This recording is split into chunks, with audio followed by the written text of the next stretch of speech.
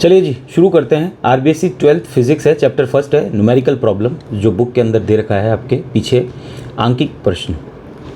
पहला हिंदी और इंग्लिश दोनों में लिखा हुआ है। The charges of 2 × 10⁻⁷ coulomb and 3 × 10⁻⁷ coulomb. जब भी देखो न्यूमेरिकल सॉल्व करते हैं ना इस टाइप के प्रश्न, सबसे पहले वो तुमसे ये चाहता है इकाई को चेंज करना, इकाई का ध्यान रखना, यूनिट्स का। ठीक है, दूरी यहाँ पे दे रखी है सेंटीमीटर में, ये दूरी सेंटीमीटर, इसको हमें चेंज करके मीटर में रखनी है। और आवेश कूलम में रखना होता है तो कूलम में दे रखा, कोई दिक्कत नहीं, लेकिन इसको चेंज करना है दूरी को। ठीक है, चेंज करते। और आगे क्या बोल रहा है, respectively are present on 2 small spheres kept in air at a distance 30 centimetre apart, find the force between them. उनके मध्य बल ज्ञात करो। दो आवेश हैं दे रखे हैं, ठीक है, वायु में पड़े हैं। तो फॉर्मूला क्या है, सबसे पहले तो फॉर्मूला लिखो, F = K.Q1Q2/r²। ठीक है, हमारे पास R क्या है, उसने दे रखा है हमें 30 सेंटीमीटर, और हम इसको चेंज करके किस में लिखेंगे, मीटर में। तो R बराबर 1 मीटर में 100 सेंटीमीटर होते हैं, 10⁻⁻2 मीटर। K कांस्टेंट है, Q1 Q2 की वैल्यू दे रखी है, रख दो इस फॉर्मूले में। F = K होता है 9 × 10⁹ आवेश पहला दे रखा है 2 × 10⁻⁷ इंटू 3 × 10⁻⁻7 बटे में R स्क्वायर करना, ये ध्यान रखना, इसका स्क्वायर होता है, भूल जाते हैं, मैं भी भूल जाता हूँ। 10⁻⁻2 इंटू 30 × 10⁻⁻2। बोलो यहाँ तक समझ में आया। ये क्यों 2 बार लिखा, स्क्वायर किया था नीचे, ये R स्क्वायर है ये। ठीक है, नेक्स्ट देखते हैं क्या क्या हो रहा है। इनको सबको साथ में लिख लो, जो नंबर्स हैं, खाली पावर्स को बाद में लिख लेंगे। 9 × 2 × 3 × 10⁻9 × 10⁻⁻14। बोलो कोई प्रॉब्लम नहीं, 14, सॉरी 4 लिख दिया, -14। ठीक है, 30 × 30 × 10⁻⁻4, नीचे आ जाएगा, पावर जुड़ जाएगी तो ऊपर चले जाएगा, 10⁻+4 बच जाएगा, तो इंटू 10⁻4। बैठ गया यहाँ तक तो ठीक है। ये 10⁻2 मैं काट देता हूँ इनसे, तो ये बच गया 10⁻2। बोलो, ताकि 0 से 0 कट जाए तो दिक्कत ही नहीं है। इस 3 से ये 3 कट गया, कोई प्रॉब्लम ही नहीं है। 3 3 की 9 हो गया।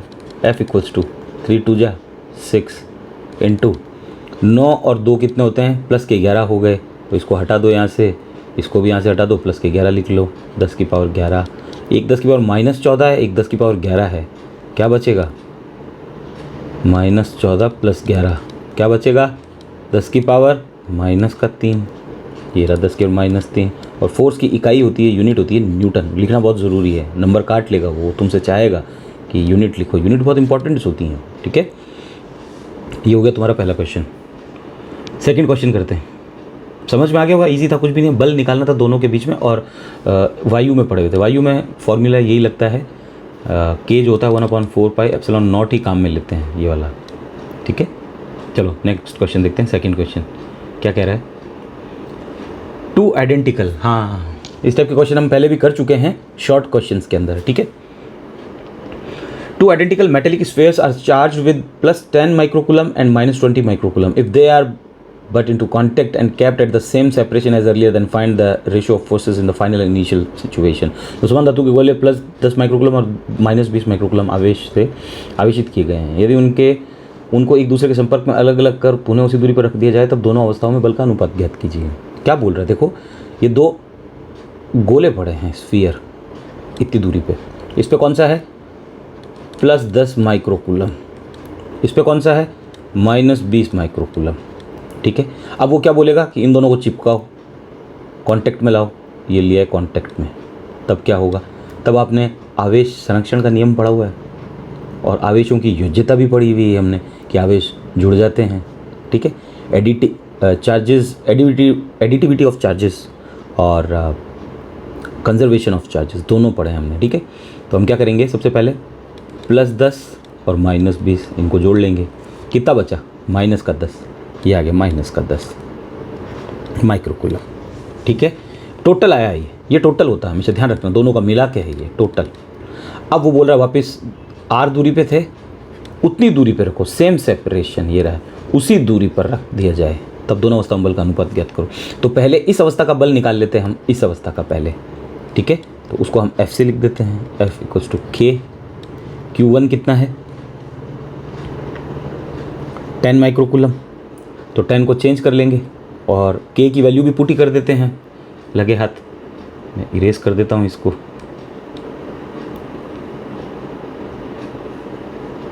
Very good. 9 इंटू 10 की पावर 9, यहाँ कहाँ कर दिया यार, जगह चाहिए होगी, और इंटू 10 माइक्रोकूलम है, तो 10 इंटू 10 की पावर -6। क्या किया है, माइक्रोकूलम को कूलम में चेंज किया है। इकाई ध्यान रखना आवेश की कूलम होती है, ठीक है। तो 10 दे रखा था, ये रहा, वो चेंज कर दिया। इंटू माइनस का 20 है, लेकिन इस फॉर्मूले में ध्यान रखना मैग्नीट्यूड लेते हैं, परिमाण लेते हैं, परिमाण को ऐसे लिखते हैं, ऐसे -20 है, तो क्या बन जाएगा 20, ये मैग्नीट्यूड होता है। मैग्नीट्यूड मतलब गणित का मान होना चाहिए, ये गणित का मान ही तो है। तो ये रहा 20 गुणा 10 की पावर -6 माइक्रोकूलम था, ये भी चेंज कर दिया। नीचे क्या आ रहा है R², डिस्टेंस उसने हमें दे नहीं रखी, वो बोल रहा है इस दूरी पे रखे हुए हैं, ठीक है। तो ये हमारा पहला फोर्स आ गया। अब वो बोल रहा है कि ये हमने इनको कांटेक्ट में कर दिया, अब इनको अलग अलग करो वापस उसी दूरी पे। तो अब अलग अलग कर देते हैं, ये अलग अलग। दूरी कितनी होनी चाहिए, सेम होनी चाहिए। कितनी है, R है, ठीक है। तो इसका तो हमने फोर्स निकाल लिया, ये आ गया। इसका फोर्स निकालते हैं। अब देखो टोटल चार्ज कितने हैं, -10 माइक्रोकूलम, ये ध्यान रखना, समझ में आया। टोटल चार्ज, अब ये चार्ज टोटल थे -10, 2 में बट रहे हैं, तो -10 का आधा, यानी 10 का आधा कितना होता है 5। 2 में बट रहे हैं तो 2 का भाग दे दिया, 3 में बटते तो 3 का भाग दे देते। ये इंपॉर्टेंट है, बस ये आइडेंटिकल नाम आता है ना, तो आइडेंटिकल मतलब कि वो बराबर ही लेंगे, उनमें एडिशन होगा, ये कर दिया हमने जोड़, और फिर हमने भाग भी दे दिया।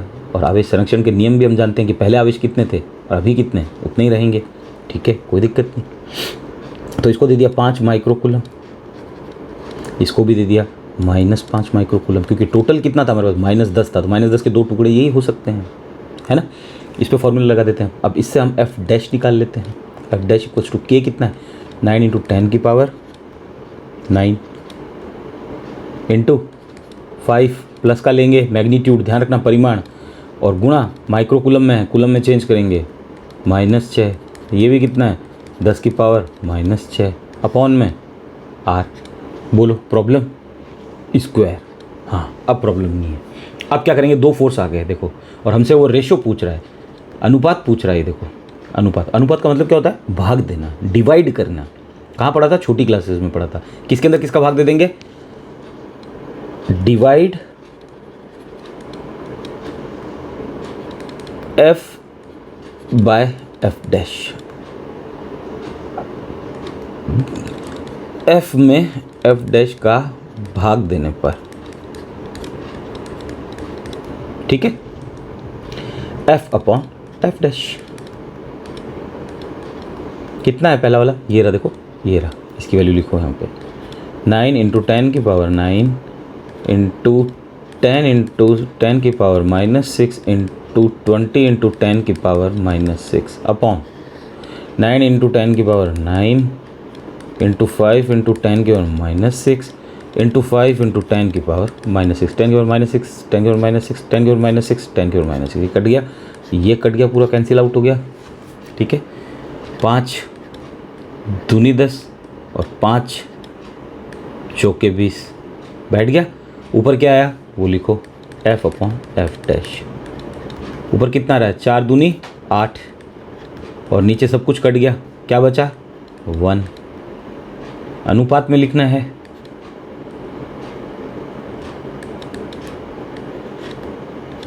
एट रेशो है। अच्छा समझ में आ गया, यही है और कुछ भी नहीं है, ईजी सा था।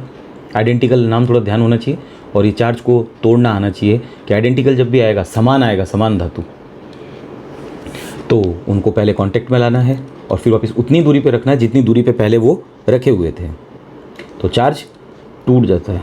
समझ में आया, 2 टुकड़ों में टूट जाएगा, क्योंकि 2 चार्ज थे इसलिए 10 के अंदर 2 का भाग दे दिया। ईजी सा था, पहले कर रखा है हम लोगों ने। तीसरा क्वेश्चन देखते हैं, third question. 3 equal charges Q, each one placed at the vertices A and B of an equilateral triangle. Find the magnitude of electric field at the vertices C. भुजा A वाले एक समबाहु त्रिभुज, समबाहु त्रिभुज समझते हो क्या होता है? इक्विलेटरल ट्रायंगल जिसके तीनों कोण 60 डिग्री के होंगे, बराबर होंगे।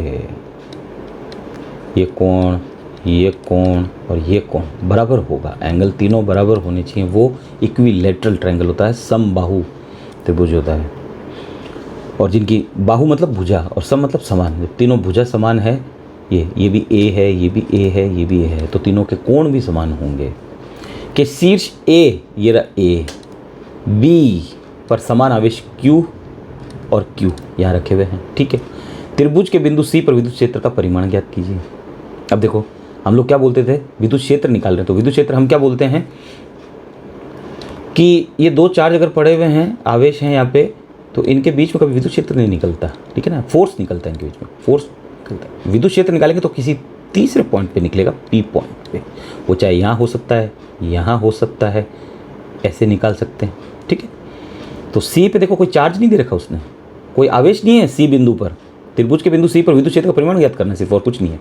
तो देखो Q प्लस का चार्ज है तो प्लस लगाओ, ये भी प्लस का है, ये भी प्लस का लगाओ, ठीक है। प्लस दे रखा इसलिए मैंने लगा दिया, क्योंकि कुछ साइन था ही नहीं, जब नहीं था इसका मतलब प्लस है। प्लस से इलेक्ट्रिक फील्ड कहाँ जाता है हमेशा, विद्युत क्षेत्र कहाँ जाता है, दूर की तरफ, इधर चला गया, जिसको मैंने नाम दे दिया।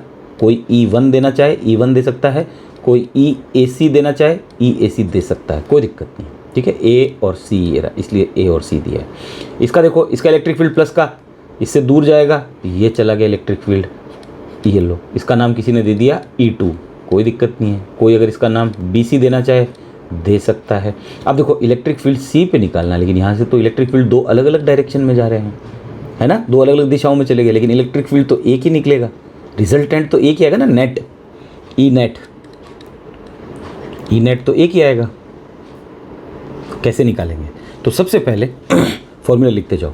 E1, ये वाला E1 क्या है, के क्यू, कोई छोटा क्यू लिखना चाहे, कोई बड़ा क्यू लिखना चाहे, कोई फ़र्क नहीं पड़ता, बाय आर स्क्वायर, ये इलेक्ट्रिक फील्ड का फॉर्मूला होता है। किसका, E1 वाले का।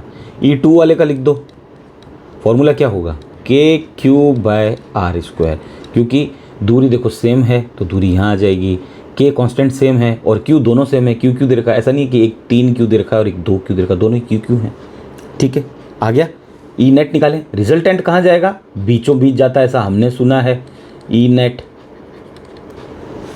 तो चलो ई नेट निकाल लेते हैं, जब दो इलेक्ट्रिक फील्ड हमारे पास में आ गए तो ई नेट निकाल लेंगे। क्या निकालेंगे, फॉर्मूला होता है मैग्नीट्यूड निकालने का, समझ में आया। इलेक्ट्रिक फील्ड एक वेक्टर क्वांटिटी है, तो मैग्नीट्यूड यानी परिमाण और प्लस डायरेक्शन दोनों चाहिए होगी, दिशा, है ना। तो E1 का स्क्वायर प्लस E2 का square plus 2 E1 E2 cos theta, magnitude निकालने का फॉर्मूला यही है। चाहे फोर्स निकालो, चाहे बल निकालो, चाहे डाइपोल मूवमेंट निकालो, चाहे द्विध्रुव आघूर्ण निकालो, और चाहे विद्युत क्षेत्र निकालो या इलेक्ट्रिक फील्ड निकालो, सबके मैग्नीट्यूड का फॉर्मूला ये वाला होता है। बैठ गया। अगर कोई कंपोनेंट से करना चाहे, घटक निकाल के कि ये इसमें मान लो कॉस थीटा मान लिया, ये वाला ये साइन थीटा मान लिया, निकाल सकता, कोई दिक्कत नहीं, ठीक है ना, जैसा आपको सही लगता हो वैसे, हर चीज़ के मेथड होते हैं दोनों करने के। चलो E1 की वैल्यू कितनी है, के क्यू अपॉन ए स्क्वायर की जगह मैं आर स्क्वायर की जगह मैं ए स्क्वायर ले रहा हूँ। क्यों ले रहा हूँ, क्योंकि यहाँ पे हमें डिस्टेंस कितनी दे रखी है, दूरी ए दे रखी है, इसका स्क्वायर कर दिया, प्लस के क्यू अपॉन ए स्क्वायर कर दिया, ये भी सेम है, प्लस 2 E1 क्या है, के क्यू अपॉन ए स्क्वायर, के क्यू अपॉन ए स्क्वायर, बोलो, ठीक है। और 60 डिग्री, थीटा कितना है यहाँ पे, 60 डिग्री बता दिया, यही तो इसीलिए तो दिया उसने सर, कॉस 60 डिग्री का रूट, ये भी स्क्वायर अंदर आएगा, मैंने यहाँ बाहर डाल दिया है, बोलो समझ में आया, ठीक है। तो ई नेट क्या आएगा, देखो cos 60 की वैल्यू क्या होती है, 1/2 होती है, तो मैं यहीं लिख रहा हूँ अब 1/2। इस 2 से मैं इस 2 को कैंसिल आउट कर दे रहा हूँ, ठीक है। और ये क्या हो जाएगा, KQ/A² और KQ/A² सेम है, तो स्क्वायर लगा दूँ इस पर और इसको हटा देता हूँ पूरे को ही। बोलो अब देखो क्या क्या, ढंग से समझना। KQ/A² और उसका स्क्वायर 1, फिर KQ/A² और उसका स्क्वायर 2, फिर KQ/A² का स्क्वायर 3, तो जुड़ गए ना। क्या आ गया, 3KQ/A² का होल स्क्वायर का रूट। अभी भी चल रहा है, बोलो बैठ गया। चलो अब इसको सॉल्व करते हैं। ये 3 बार आएगा, ब्रैकेट में नहीं आएगा, सॉरी, ठीक है ना, क्योंकि 3 जुड़ा है तो 3 तो बाहर आ गया और ये KQ/A² इसके अंदर आ गए, ठीक है ना। ये थोड़ी कैलकुलेशन में क्या मिस्टेक हमसे भी हो जाती है, कोई बड़ी बात नहीं है। तो इन्हीं चीज़ों को तुम्हें सीखना है, एक एक स्टेप को। स्क्वायर से रूट कट जाएगा, तो देखो 3 पे तो मैं पहले ही रूट लगा देता हूँ और बाकी KQ/A² का होल स्क्वायर का रूट, तो इस स्क्वायर से ये रूट कट गया। ई नेट कितना आया, √3 KQ/A²।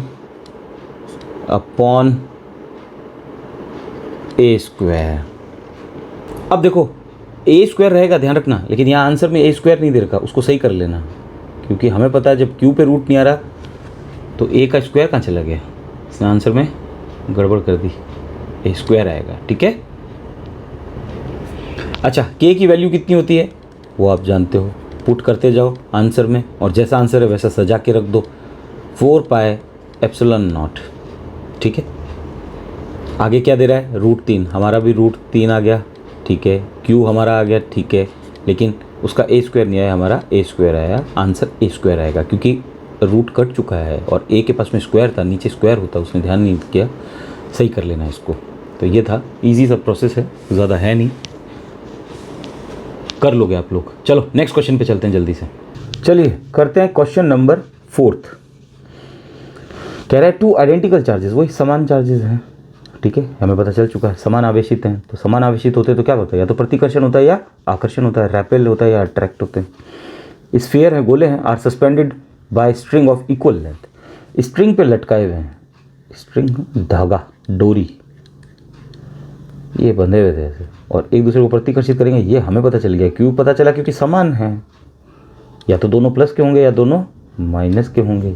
ये कर दिया, ये इसकी मीन पोजीशन हो गई, मध्य यहीं से तो होंगे। देखो झूला जो है वो यहाँ से पीछे जाएगा या आगे जाएगा, या झूला यहाँ से पीछे जाएगा या आगे जाएगा, किसी को भी आगे पीछे मार सकते हैं। ये मीन पोजीशन होती है मध्य वाली, ठीक है।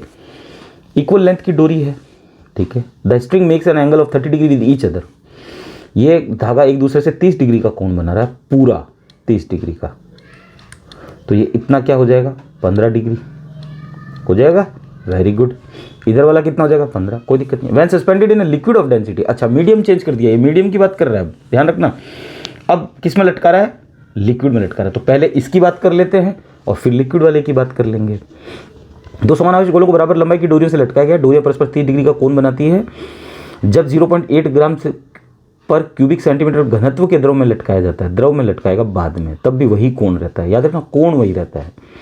यदि गोले के पदार्थ का घनत्व इतना है तो द्रव का पैराविद्युतांक ER निकालना है हमें, ठीक है ना, पैराविद्युतांक निकालना है। तो पैराविद्युतांक कैसे निकलेगा, तो हमें तो ये मालूम है कि कहीं ना कहीं फोर्स आएगा, ठीक है। तो चलो इसको सॉल्व करते हैं। सबसे पहले तो सबसे पहले ढंग से समझो कि ये सेम आपकी किताब का एक उदाहरण है, एग्जाम्पल नंबर 1.8, किताब का एक उदाहरण है 1.8, सेम टू सेम वैसा है, बैठ गया। तो उसको देखना, उसमें मैंने अच्छे से समझा भी रखा है, वापस यहाँ पे समझा देता हूँ। लेकिन अगर कोई कुछ रह जाता है कुछ मेरी तरफ से, उसको देखना अच्छे से, ठीक है। उसमें सेम ऐसी चीज़ आई थी, इसलिए मैंने उसमें काफ़ी टाइम लगाया था। तो सबसे पहले देखो बेटा, ये गोला जो है लटका हुआ, ये नीचे एक इस पर फोर्स लग रहा है mg, कौन लगा रही, पृथ्वी लगा रही है। कितना, mg लगा रही है। इस गोले ने इस पे फोर्स मारा, इस पे कितना फोर्स लगा, एफ ई लगा। कौन सा? इलेक्ट्रोस्टैटिक फोर्स, स्थिर वैद्युतिकी बल लगा तभी तो प्रतिकर्षण हुआ, दूर गया ना वो, कोई बल लगा तभी तो दूर गया। कौन सा? इलेक्ट्रोस्टैटिक फोर्स, ये ई लगा दिया, ई मतलब इलेक्ट्रोस्टैटिक, स्थिर वैद्युतिकी, और फोर्स यानी बल। ठीक है, और क्या क्या बल लग रहे हैं ढंग से देखो। एक इस पर टेंशन लग रहा है, समझ में आया? एक इस पर टेंशन लगेगा, ये टी, तनाव। अब ये टेंशन क्या होता है, ये ढंग से देखो इधर, जब भी दो चोंच भिड़ जाए एरो की, देखो ये एरो दिख रहा है, इसकी चोंच ये रही, इसकी चोंच ये रही, चोंच भिड़ गई यानी कौन आ गया? टेंशन आ गई, तनाव आ गया। ठीक है, दूसरा कौन सा होता है? कंप्रेशन होता है। उसमें क्या होता है? उसमें चोंच कभी नहीं भिड़ती, एक इधर चला गया, दूसरे की चोंच उधर चली गई। देखो इन दोनों में फ़र्क करना, देखो चोंचें भिड़ रही है, तीखी तीखा मुंह, इसकी चोंच ये रही ऊपर चली गई, इसकी चोंच यहाँ पे नीचे, इसको बोलते हैं कंप्रेशन, संपीडन। पढ़ा होगा, स्प्रिंग में होता है। ठीक है, तो देखो मान लो अगर ये स्प्रिंग है ऐसे, अब मैं पूछूं ये स्प्रिंग इधर से बढ़ना चालू होगी या इधर से बढ़ेगी? भाई दबा रखी है किसी ने, तब ये इधर फैलेगी या इधर फैलेगी? तो जवाब क्या होगा? दोनों तरफ से ही तो फैलेगी यार, है ना, इधर भी जा सकती है। तो ये देखो ये जा रही है, इधर भी जा रही है। अब ये मैंने ऐसे बनाया कंप्रेशन को, डायग्राम ऐसे बना दो, ये लो एक इधर चला गया अपना, एक अपना इधर चला गया। ये कौन सा है? कंप्रेशन। देख के पता चल रहा है चोंच भिड़ रही है, ये देखो दोनों के मुंह, चोंच भिड़ती, टेंशन चालू, बस दिमाग में टेंशन, ये ऐसे याद रखना। और ये क्या है? कंप्रेशन। अब स्प्रिंग दोनों तरफ से ऐसे फैल जाएगी, ये फैल गई, ये जो छोटी वाली स्प्रिंग थी ऐसे फैल गई, दोनों तरफ से तो फैल गई, इधर भी बड़ी होगी, इधर भी बड़ी होगी, ये कंप्रेशन। तो यहाँ पे टेंशन लग रहा है, तनाव लग रहा है, ये रहा तनाव। अब टी हमारे पास में है नहीं, हम जानते हैं। ठीक है, तो टी को खत्म करना पड़ेगा, तो पहले इसके क्या निकालेंगे? कंपोनेंट निकालेंगे, क्योंकि ये फोर्स कैसे लग रहा है? किसी डायरेक्शन में लग रहा है, किसी एंगल पे लग रहा है। कितने डिग्री एंगल पे लग रहा है? 15 डिग्री के एंगल पे। तो ठीक है जी, ये मैंने ले लिया, इसका घटक ले लेंगे इस बार। ये एक वाई डायरेक्शन बना दी, ये एक्स डायरेक्शन बना दी, कोई प्रॉब्लम बोलो। अब देखो जेड बन रहा है कहीं, ये जेड, ये जेड, ये जेड, ये इतना सा 15 डिग्री है, तो ये 15 डिग्री हो जाएगा, होना पड़ेगा उसको। ये 15 डिग्री हो गया। ठीक है, क्यों लिया ये 15 डिग्री? जरूरत है इसकी? नहीं, जरूरत नहीं, लेकिन हमें थीटा की जरूरत थी। थीटा क्या होता है? कोई भी angle, 10 degree, 5 degree, 9 degree, 100 degree, 700 degree, 2514 degree, कितना भी हो सकता है। तो अब देखो इस गुचके को पकड़ के, इस टी वाले को जो यहाँ सीध बना, इसको पकड़ के इधर लाएंगे इसकी तरफ, तो ये क्या बन जाएगा? T cos theta. ये घटक है, कॉम्पोनेंट है। इसको पकड़ के इस गुचके को इधर सुला देंगे एक्स की डायरेक्शन में, तो क्या बन जाएगा? T sine theta. ये क्यों किया हमने काम? हमने ये इसलिए किया है कि हम जानते हैं हमें बैलेंस करना है फोर्स को। चीज़ नीचे भी गिर रही है तो ऊपर भी कोई बल लग रहा होगा, तो ऊपर कितना लग रहा था? हमने कहा टी लग रहा है, लेकिन वो किसी डायरेक्शन में लग रहा है, लेकिन नीचे वाला तो सीधा सीधा लग रहा है, कोई डायरेक्शन नहीं थी, किसी एंगल पे नहीं लग रहा था, सीधा लग रहा था, तो इसको भी सीधा बनाना पड़ा हमें। तो हमने इसके घटक लिए, ये क्या है? टी कॉस थीटा, ये है टी साइन थीटा। ये टी साइन थीटा इधर लग रहा है, तो इधर कितना लग रहा है? F E. तो ये दोनों एक दूसरे को बैलेंस करके रखे हुए हैं संतुलन में। और संतुलन कब होता है? जब एक फोर्स में से दूसरा फोर्स घटेगा। इस एफ ई में से ये कुछ घटा तभी तो जीरो आएगा, और टी कॉस थीटा में से ये एम जी घट जाएगा तो जीरो आ जाएगा। अब बोलोगे कि ना तो एम है, ना जी है, ना टी कॉस थीटा है, यहाँ पे तो एम जी है, वहाँ पे अलग है। तो बेटा है तो ये भी एफ ही तो है, एफ बराबर एम जी तो होता है, हमने छोटी क्लासेस में पढ़ा है। हम इसको एम जी लिख रहे हैं क्योंकि अब हम ग्रेविटी में चलेंगे। ठीक है, यहाँ तक अगर समझ में आ गया तो अब देखो इस फोर्स को बराबर करेंगे कैसे। टी कॉस थीटा वहाँ नहीं लिखते, यहाँ लिखते हैं। टी कॉस थीटा जब ऊपर लग रहा है तो नीचे कौन सा लग रहा है? M G. ये दोनों बराबर है, ये संतुलन की अवस्था है।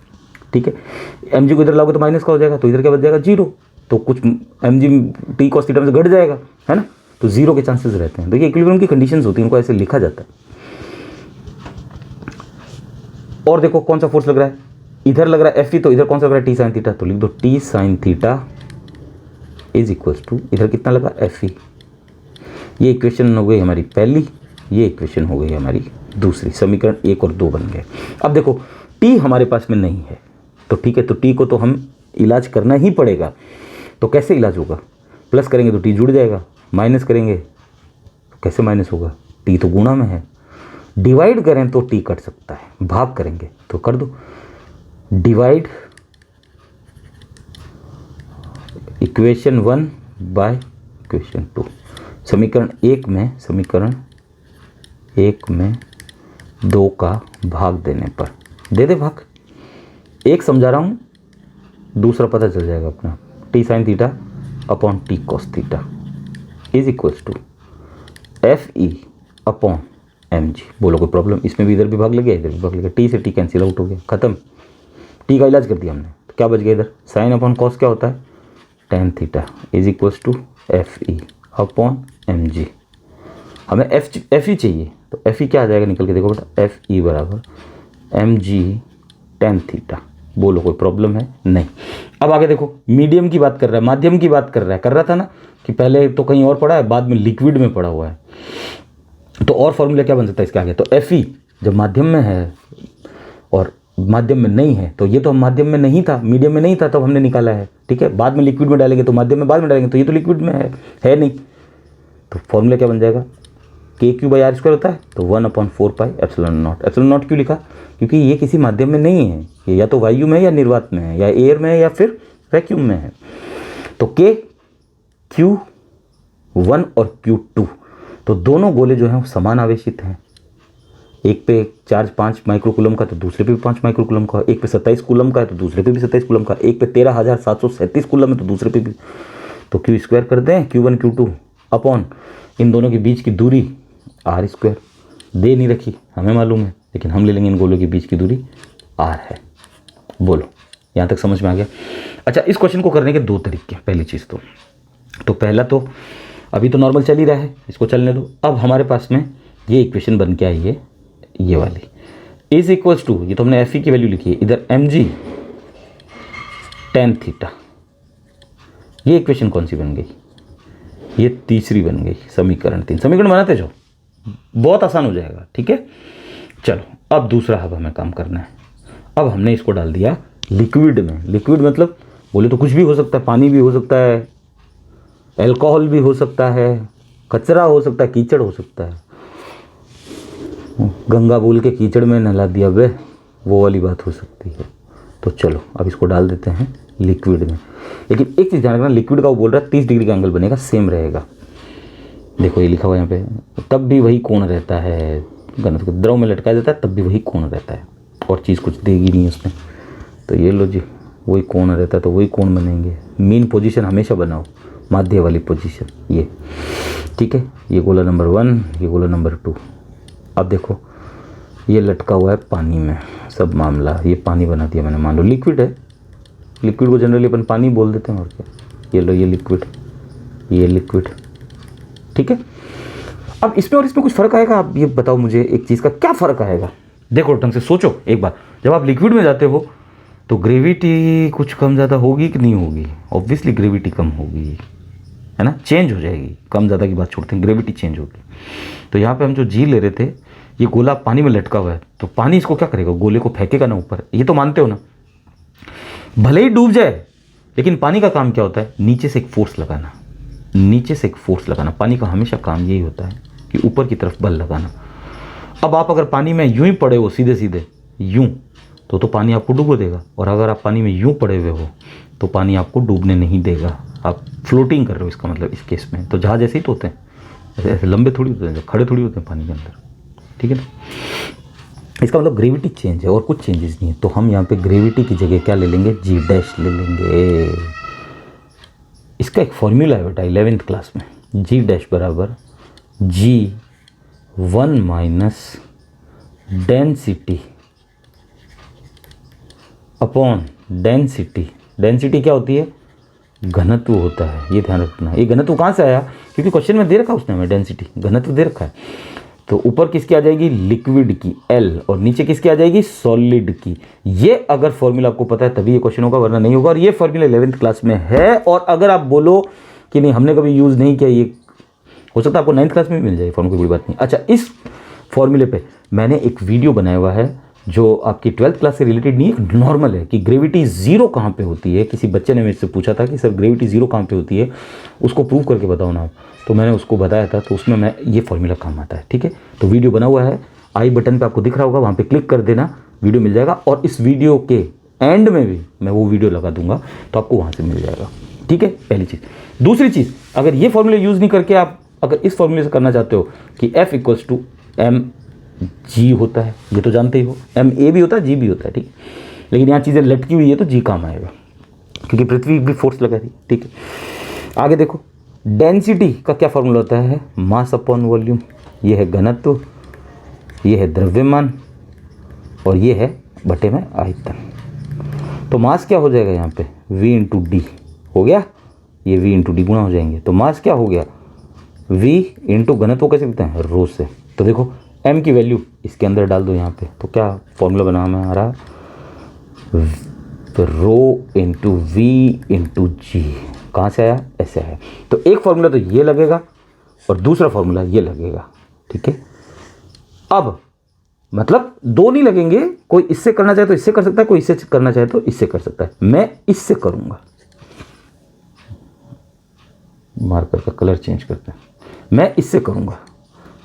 और ये थोड़ा टफ है क्योंकि मैंने करके देखा है, तो आप लोगों को फिर समझ भी नहीं आएगा। तो मेरा काम क्या है कि एटलीस्ट चीज़ों को आसान बनाऊं आपके लिए।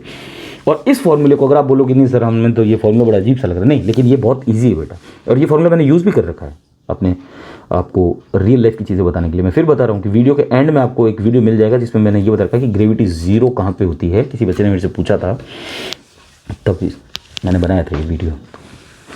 तो 11वीं क्लास में ये फॉर्मूला था, ऑलमोस्ट रिलेटेड है, ठीक है, चीज़ें कोई ज़्यादा है नहीं दम वाली। अच्छा, अब आपको क्या करना है? वापस इसमें भी आपको वही सारे काम करने हैं कि यहाँ पे टेंशन लग रहा है कितना, वही टी लग रहा है, और यहाँ पे इसके कंपोनेंट ले लेंगे, क्या हो जाएगा? टी कॉस थीटा,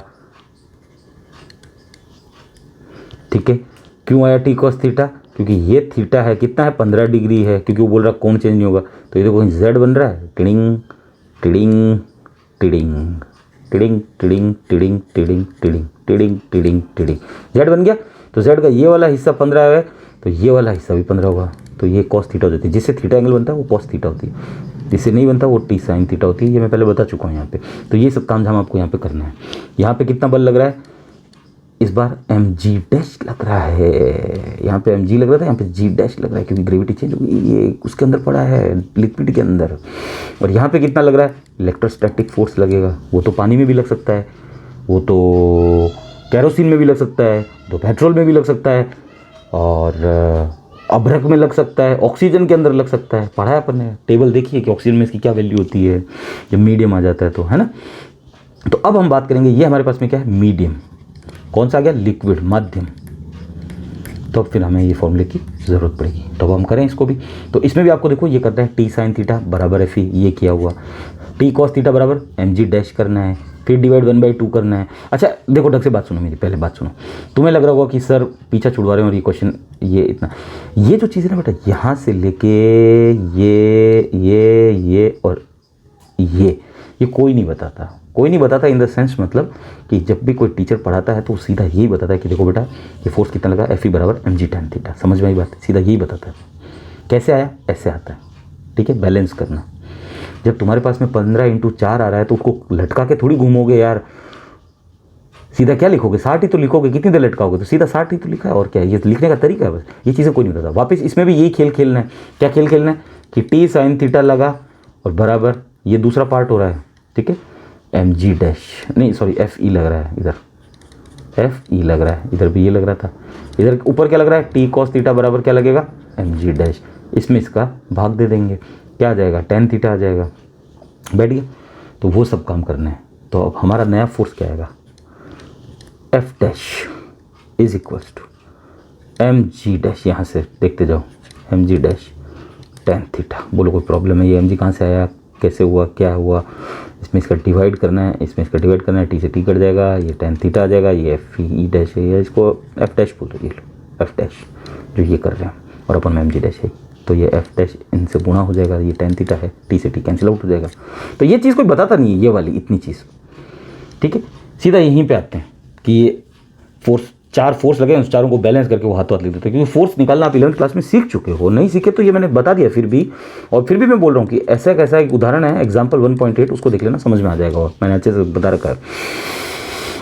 चलो आगे देखते हैं, इसको और आगे सॉल्व करते हैं। अब देखो बेटा, एफ डैश है और ये क्या है? मीडियम में है, माध्यम में, ठीक है, मीडियम में है ना। तो इसका फॉर्मूला भी चेंज होगा। मीडियम के लिए हम लोग क्या यूज़ करते हैं? 1/4 पाई एप्सिलॉन यूज़ करते हैं, और चार्जेस सेम है तो क्यू स्क्वायर, और डिस्टेंस सेम है, अभी भी कोई दिक्कत नहीं है। और M ji dash tan theta same to same लिखा, कुछ नहीं किया, मीडियम में डाला हो तो मीडियम में ये यूज़ करते हैं। अच्छा, इसका क्या वैल्यू होती है? इसकी वैल्यू होती है ई कि ई ओ और ई आर, एप्सिलॉन नॉट और एप्सिलॉन आर। और क्या हालचाल, इससे याद रखा करो, एक के नीचे ओ आ रहा है और एक के नीचे आर आ रहा है, ये साथ में रहते हैं, ये अलग रहता है। तो इसकी जगह वैल्यू डाल दें 1/4 एप्सिलॉन की वैल्यू होती है एप्सिलॉन नॉट और epsilon are Q square upon are square is equals to M G dash tan theta. बोलो ये इक्वेशन बन गई हमारी, ये तीसरी थी तो ये चौथी बन गई। ये लो, बस यही काम करना था और कुछ नहीं करना। बोलो बैठ गया, ठीक है। अब डिवाइड 3/3 में 4 का भाग दे देंगे, 3 में 4 का भाग देने पर, समीकरण 3 में 4 का भाग दे देंगे। 3 क्या है, ये रही, इसके अंदर हम 4 का भाग दे रहे हैं, सीधा ही लिख रहा हूँ मैं यहाँ पे। 4 नंबर क्या है, ये रही, क्या है 1/4 epsilon naught epsilon are Q square upon are square is equals to M G dash tan theta. Tan theta से टेन थीटा, एम से m cancel out, q square cancel out, r square cancel out, 1/4 epsilon cancel out, 1/4 epsilon cancel out. क्या बचा, 1/1 ये और upon में 1/, ये तो ये ई आर सबसे नीचे, तो कहाँ चला जाएगा, ऊपर चला जाएगा, ये आ गया E r is equals to, इधर क्या बचा, जी अपॉन जी डैश। बोलो बचा, हाँ। अब ई आर पे तो हम आ चुके हैं क्योंकि हमारा आंसर देखो ई आर है, आंसर को भी फॉलो करो, पता है, क्योंकि वो हमें क्या निकालना है, परावैद्युतांक निकालना है। परावैद्युतांक ये तो होता है डाइलेक्ट्रिक कांस्टेंट। आगे देखो जी डैश का फॉर्मूला, अगर ये फॉर्मूला पता है तभी होगा, ये रहा जी डैश का फॉर्मूला, जी ब्रैकेट में 1 माइनस डेंसिटी लिक्विड में अपॉन डेंसिटी सॉलिड में, तो डाल दें इस फॉर्मूले में, E r is equals to g upon, अब जी डैश का फॉर्मूला क्या होगा, जी डैश का फॉर्मूला होता है जी 1 माइनस डेंसिटी अपॉन डेंसिटी, ऊपर वाली लिक्विड नीचे वाली सॉलिड। बोलो ये जी से जी भी कैंसिल आउट हो गया, कचरा ही खत्म। 1/, क्या क्या बचा, 1 माइनस, अब डेंसिटी लिक्विड की और सॉलिड की डालनी है। लिक्विड की डेंसिटी देखो कितनी दे रखी है, जब 0.8 ग्राम घनत्व के द्रव में लटका जाता है, द्रव की डेंसिटी दे रखी है 0.8 घनत्व दे रखा है, अपॉन डेंसिटी गोले के पदार्थ का, गोला, गोला खुद क्या होता है, ठोस ही तो होता है, सॉलिड होता है, उसका घनत्व कितना 1.6, पॉइंट हटाया, कोई फर्क पड़ा नहीं, क्या बचा, लिखते जाओ, ई आर बराबर साफ एकदम, तभी सीखोगे, 1 माइनस 8/16 बचा, बैठ गया। 8 को 16 से काटा तो नीचे 2 आ गया और इधर 1 आ गया। बोलो कोई प्रॉब्लम नहीं, तो ई आर बराबर 1/1 माइनस 1/2। 2 एलसीएम ले सकते हो, वरना सीधा देखो बेटा, 1 में से आधा चला गया तो क्या बचा, आधा बचा। इधर आ जाओ, ई आर बराबर 1 से 1/2। कैसे आया, ये 1 है, ये माइनस किया, कितना, आधा, तो कितना बचा, आधा, प्लस का बचा, क्यों बचा, क्योंकि प्लस का 1 बड़ा है। ठीक, ये छोटी छोटी चीज़ें, तो अब ई आर बराबर कितना आ जाएगा, 2 आ जाएगा, ये 2 ऊपर चला जाएगा। और हमारा ई आर उसने हमसे पूछा है, तो देख लेते हैं।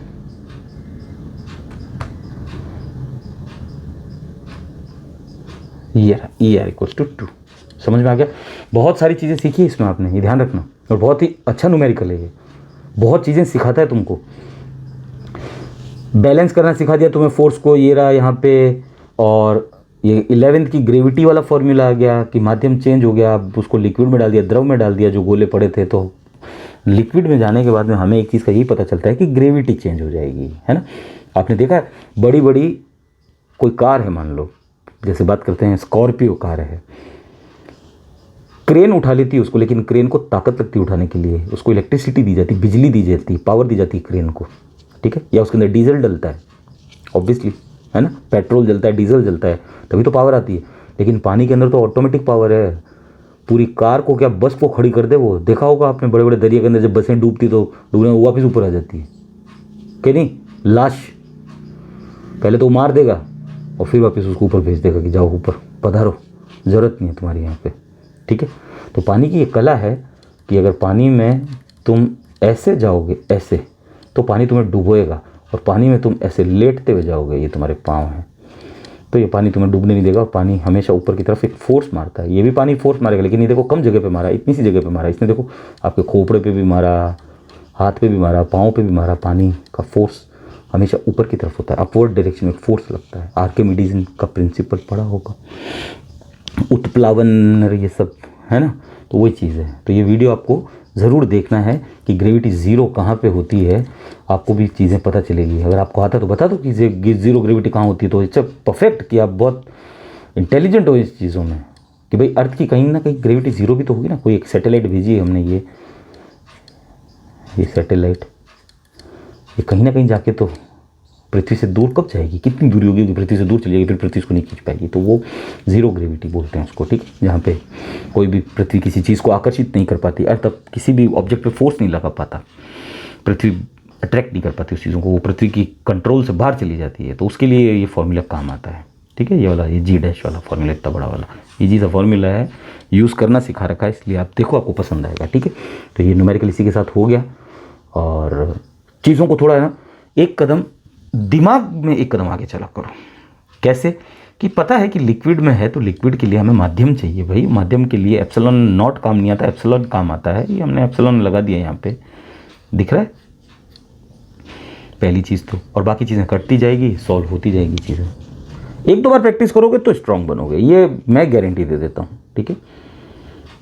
चलो आगे चलते हैं, नेक्स्ट क्वेश्चन करते हैं। Question number 5, very good.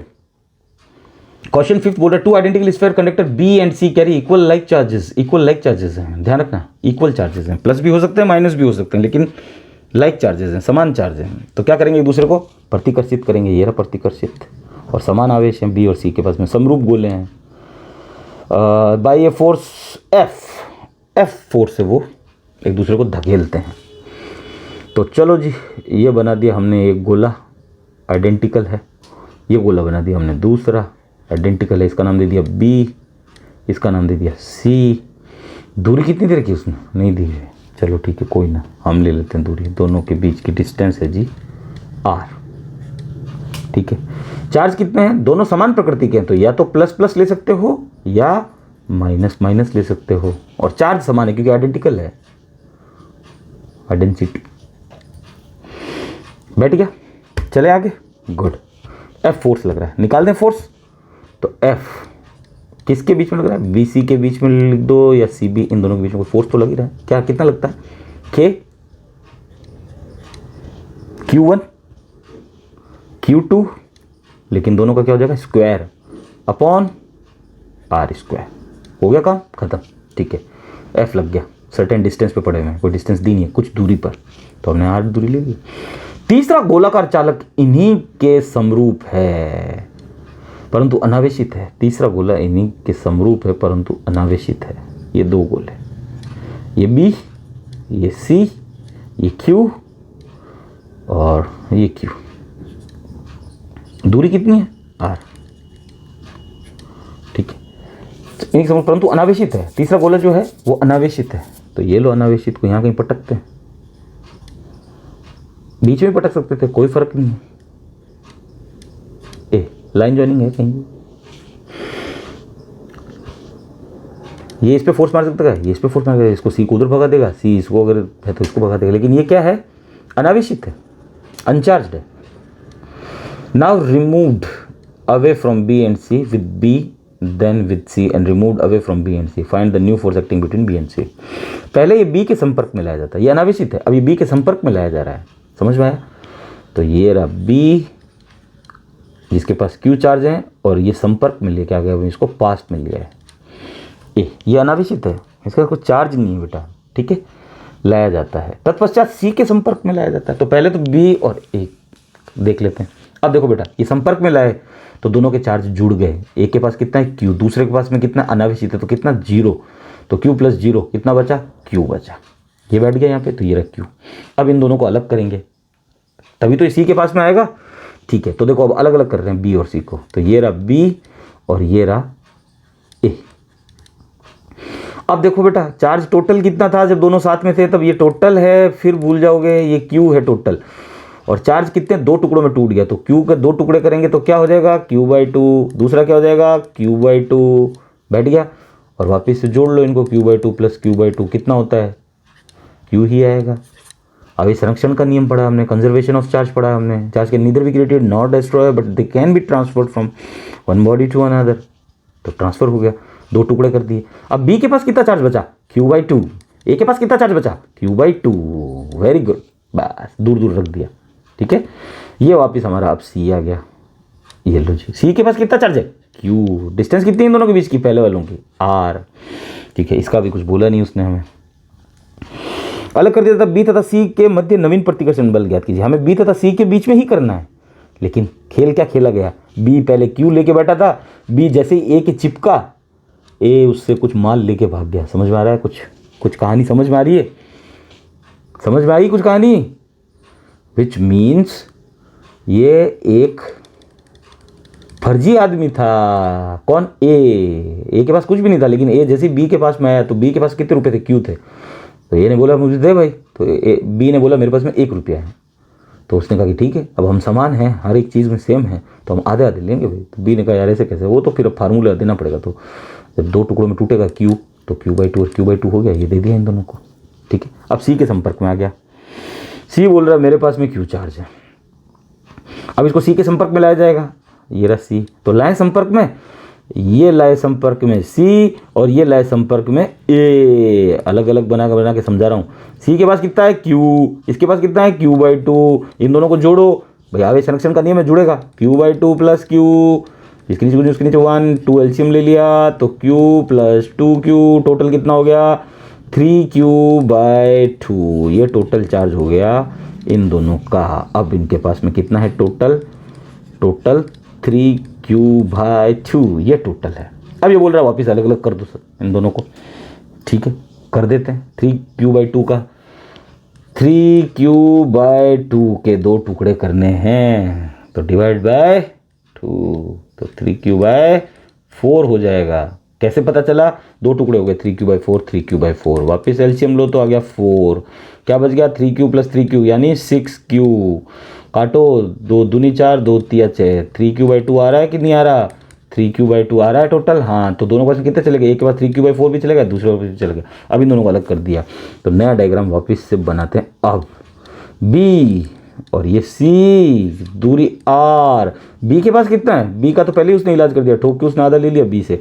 Q के पास क्यू पड़ा था, बी के पास भी क्यू था पहले, ऊपर देखो ये रहा, बी के पास भी क्यू पड़ा था, ये रहा, ये देखो बी के पास क्यू पड़ा था, सी के पास भी क्यू था।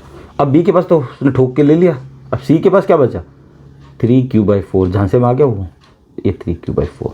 अच्छा ए के पास अब क्या बचा, उसकी बात भी कर लेते हैं। तो ए के पास बचा 3Q/4, 3Q/4, क्योंकि ये दोनों जब साथ में आए तो इनको जोड़ा तो 3Q/2 आया, और 3Q/2 के 2 टुकड़े किए, क्योंकि वापस दोनों अलग अलग दूर हो रहे हैं तो आधे आधे देने हैं, तो 2 टुकड़े कर दिए, तो 3Q/4 इसके पास, 3Q/4 इसका। अब बोल रहा है बी और सी के मध्य वापस से बल निकालो, नवीन प्रतिकर्षण बल। प्रतिकर्षण क्यों लगेगा, क्योंकि दोनों प्लस के हैं। तो F इक्वल्स टू, ये F' ले रहे हैं इसको इस बार, ठीक है। ये नया आ गया अपने पास में पूरा तामझाम। K Q कितना बेटा, बी और सी के बीच में निकालना, ढंग से समझना, F' निकल रहा है अपना, ठीक है ना, या BC भी लिख सकते हो कोई, लेकिन F'(BC) लिखना है। F'(BC) बोल देता हूँ मैं इसको भी, ये लो, क्योंकि बी और सी के बीच में निकालना है, कंफ्यूज नहीं होना, बी और सी के बीच में। तो Q कितना है Q/2, दूसरा Q कितना है Q1 Q2, 3Q/4 upon R², R वैसा का वैसा ही है, is equals to F'(BC) is equals to Q² कर दें इसको, तो भिड़ते ही ये Q² हो गया, बोलो 3 आगे लिख देते हैं, 3Q² अपॉन 4 दूनी 8, और ये 8 चला गया नीचे, और R²। और इसको अच्छे से लिखते हैं तो देखो F'(BC) is equals to 3/8 KQ² R²। बोलो यहाँ तक समझ में आ गया, वेरी गुड। अब देखो अपन ने पहले वाला फोर्स क्या निकाला था, पहले वाला फोर्स कहाँ गया, ये रहा KQ²/R², यानी जहाँ KQ²/R² दिखेगा वहाँ हम FBC लिख सकते हैं, डैश नहीं है यहाँ पे, ढंग से समझना, FBC। जहाँ KQ²/R² दिखेगा वहाँ हम FBC लिख सकते हैं, KQ²/R² जहाँ दिखेगा वहाँ हम FBC लिख सकते हैं। तो F'(BC) तो इसका है 3/8 हम लिख रहे हैं, और यहाँ पे हमने लिख दिया FBC। अब ये BC PC छोड़ दो, F' = 3/8 और ये F, ये आ गया जी हमारा आंसर क्या आ रहा है, 3/8 एफ आ रहा है क्या, 3/8 और एफ 3f/8, 3f/8 ये रहा हमारा आंसर 3f/8, एफ डैश बराबर नया फोर्स ये आया है। बैठ गया, इजी सा था, ज़्यादा दमदार नहीं था लेकिन अच्छा क्वेश्चन था। कभी लिया, कभी दिया, कभी उसके पास गया, है ना। सबसे पहले देखो ए बी के पास में आया तो गंजा कौन हुआ, हाँ बी, क्यों था, आधा आधा हो गया, हाँ गंजा कर दिया उसको आधा लेके, ठीक है ना, उसको रवाना किया कि जाए निकल यहाँ से। चिपका क्यों था मेरे, चिपकेगा तो आधा देना पड़ेगा। फिर सी के पास में गया तो सी तो क्यों लेके बैठा हुआ था, सी का ऐसा इलाज किया कि खुद के पास पहले आधा आ गया, खुद की पोटलियाँ कर रहा, और फिर 3q/2, ठीक है। ये आवेश संरक्षण का नियम है, कंजर्वेशन ऑफ चार्जेस और एडिटिविटी ऑफ चार्जेस, आवेशों की योज्यता, जुड़ जाते हैं आवेश, Q + 2q, और बार बार नीचे 2 क्यों आ रहा है, क्योंकि चार्ज 2 हैं भाई, 2 में टूटेगा, ये इन दोनों से जुड़ा B और A, टोटल कितना था Q, फिर वापस अलग अलग होंगे तो आधा दिन लेके अलग होंगे, इसलिए Q/2 बैठ गया। तो ये 5 क्वेश्चन और बाकी नेक्स्ट वीडियो में बनाएंगे। Very good.